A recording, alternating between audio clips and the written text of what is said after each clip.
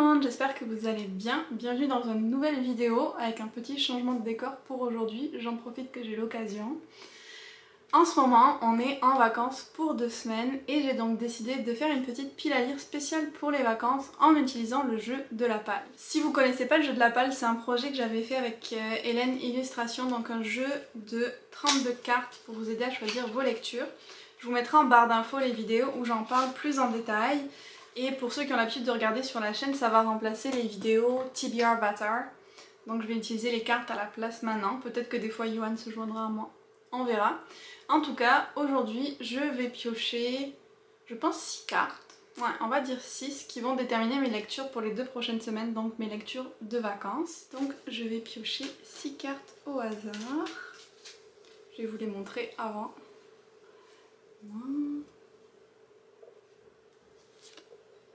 Donc ça c'est un livre avec des personnages LGBTQI+. On a un BD, manga ou roman graphique.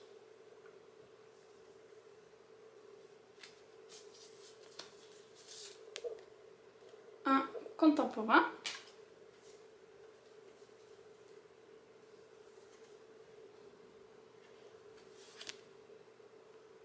De la fantasy. Ça c'est plutôt cool. Il m'en reste encore 2. Celui-là, c'est de la non-fiction. Et une dernière, une saga en cours de lecture. Ok, donc je vais aller choisir le livre pour toutes les catégories et je reviens. Bon, je me suis fait ma petite pile à lire. C'est plus forcément dans l'ordre où je les ai piochés, mais c'est pas très grave. Pour la saga en cours, j'ai pris Along the Saltwise Sea de Deborah Baker, qui est en fait un autre nom de Shannon Maguire. Donc ça c'est des novellas, donc elles sont plutôt courtes et on suit des enfants qui ont passé un mur qui était apparu dans leur rue et qui se sont retrouvés dans un monde complètement magique, un peu conte de fées, un peu effrayant avec plein d'éléments super intéressants. Donc là c'est le 2e tome et il y a des histoires de pirates dedans en plus, donc c'est très cool.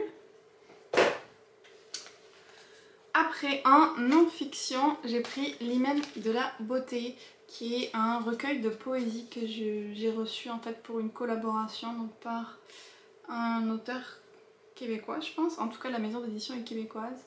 Donc, je vais lire ce petit recueil de poésie. Pour ce qui est du contemporain, je me suis pris un petit cozy mystery, donc Les Dames de Marlowe enquête, une histoire de meurtre dans un petit village anglais. Très classique du cozy mystery. Pour la carte LGBTQIA+, j'ai pris We Are Not Broken, qui est le nouveau livre de George M. Johnson, l'auteuriste de Le bleu ne va pas à tous les garçons, en français. Donc là, elle parle plus de sa famille, de sa grand-mère, de ses frères et sœurs, je pense. Donc j'étais très intéressée de lire plus de cette auteuriste parce que j'avais beaucoup aimé leur premier roman. Ensuite, pour la fantasy, j'ai pris La Maison Chapelier. Franchement, j'aurais juste 2000 choix pour cette carte parce que pour le Pumpkin Autumn Challenge, j'ai beaucoup de livres qui rentreraient dans de la fantasy au sens large. Là, on suit une jeune fille, Cordelia, qui fait partie de la famille Chapelier, qui fait donc des chapeaux magiques en Angleterre, sous le règne du roi George V, je crois. Et en fait, le père de cette jeune fille parcourt le monde pour trouver des objets magiques à mettre dans les chapeaux, des ingrédients spéciaux. Et un jour, il disparaît et elle va tout faire pour le retrouver. Donc on a vraiment une magie un peu loufoque, omniprésente dans ce livre-là, avec les chapeaux, des ingrédients bizarres et tout. C'est vraiment chouette. Et pour la carte BD, manga, roman graphique, j'avais vraiment beaucoup de choix, vous vous en doutez. Donc j'en ai pris 3, parce que je suis à peu près sûre de les lire pendant les vacances, ces 3-là. Le premier c'est L'enfant du dragon fantôme, je vous en ai déjà parlé dans ma palle du Pumpkin Autumn Challenge. Puis 2 autres que j'attendais, que j'ai reçus. Le premier c'est Arcana, le coven du tarot. Je vous dirais que je sais même pas de quoi ça parle, mais j'aimais les dessins et j'aimais le côté tarot. Puis franchement c'est une grosse BD, je me répète.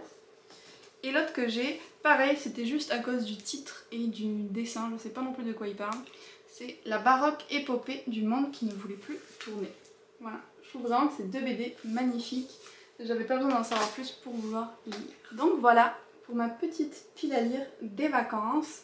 Donc bien sûr je vais lire d'autres livres pour le Pumpkinton Challenge en plus de ceux-là, mais je trouvais ça le fun de combiner un petit peu avec le jeu de la pile à lire pour me challenger encore plus dans mes lectures.